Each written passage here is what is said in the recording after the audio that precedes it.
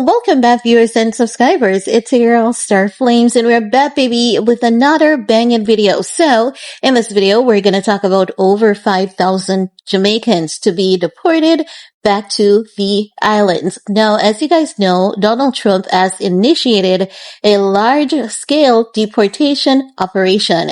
This is gonna target millions of undocumented immigrants. Now, you guys know that this action is a part of his intensified crackdown on illegal immigration. Now, so far, there have been over 5,000 deportees that have been returned to their various countries. Now, it is now being reported that over 5,000 Jamaicans so far is slated to be deported back to the island. Now, I've been looking at some clips on TikTok. If I can locate those clips, I'm going to include them in this video for you guys. Now, do I support the deportation of Jamaicans? Heck yeah, I do. However, there are some cases where I do hope that those individuals are granted political asylum, because there are cases wherein people are innocent, their loved ones gets caught up in gang members and, gets caught up in gangs, and then those individuals, their lives are at risk. They had to flee the country just to save their life. Now, there are also people from the LGBTQIA community who had to flee the country just to save their life. So many people, they got their visa to visit the United States and they never returned. Many of these people, they stayed in the country. They did well for themselves. They contributed positively to society, economy, and they were just good community members. Wow. There are other Jamaicans that goes abroad and makes it really horrible for other people. These people, they commit crimes here in Jamaica. They flee to the United States for refuge. And even though they have fled to the United States for refuge after committing crimes here, they then carry that behavior into the U.S. Many of them have been caught up in shoplifting, gangs, and various other illegal activities. And as such, I have to say that whenever someone leaves your country, you should lift your head high, hold your head high, do right by your fellow countrymen, but most of all, do right by yourselves. And a couple weeks ago, if not months, maybe about 3 months ago to this time, I was looking at the countries, the Caribbean countries that were in the red for, abusing the immigration policies. And when I tell you that Jamaica is like right at number one, we were right at number one.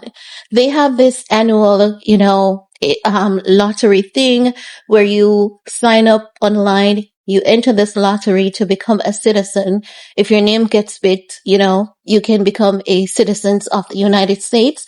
No one from Jamaica can enter the lottery because of the high level of abuse coming from Jamaicans as it relates to the U.S. immigration policies. Now, I definitely understand that when it comes to, deportation, it's heavy for a lot of people. Many people have made a name for themselves. Many people did everything that they could do, just to make themselves better and become legal citizens. But for many of them, they were having legal challenges, and my heart goes out to those people.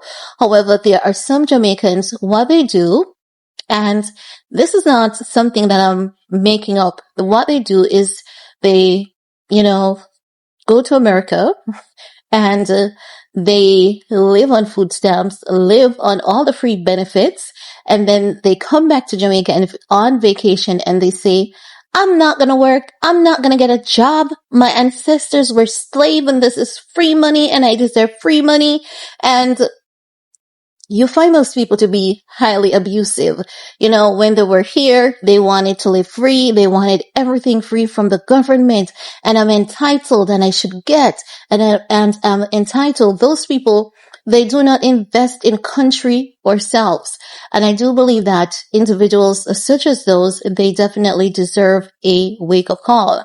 But I know that it's going to be really, really hard for a lot of people, especially the law abiding citizens, the ones who have walked the straight and narrow path and have been doing their best, you know, to provide for themselves and their families.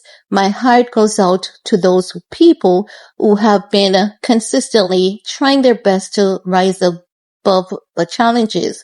But for the others, I do believe that they deserve a wake-up call. Now, also, what normally happens is that whenever people are deported back to Jamaica, because so many of them are involved in crimes and scams and various illegal activities, once they're deported back here, what we normally see is a high increase in the crime rate. So, I don't know what's the government plans to, you know, deal with that, how they're going to mitigate the flare up of crime and violence, knowing that it is already such a pressing issue in this country. It's going to be a real tough challenge, but I do believe that people should invest in their country. People should be the best citizen that they can be for themselves first and for country. And I believe that this will put things into perspective for a lot of people. When you visit another country, it doesn't matter your status. Always remember to, you know, make some kind of roots back home. Always have a plan B, because remember, especially if you were born there, if you were, you know, born in America, that is different. But to know that, and for the people who didn't go there when they were kids, you know, those people are different because they know nothing else besides, you know, that culture, those people. So I'm not talking about like kids or anyone who migrated when they were younger, but for the older folks who should have known better and should have done better. I do hope that this helps to put things into perspective for them so that they realize and understand that we need to build our country. We need to hold our leaders accountable, and we need to demand better from our leaders for ourselves and our children and our children. But that's all I have to say about that for this video. Let me know your thoughts. Thumbs up, subscribe, and see you guys in the comment section. Peace.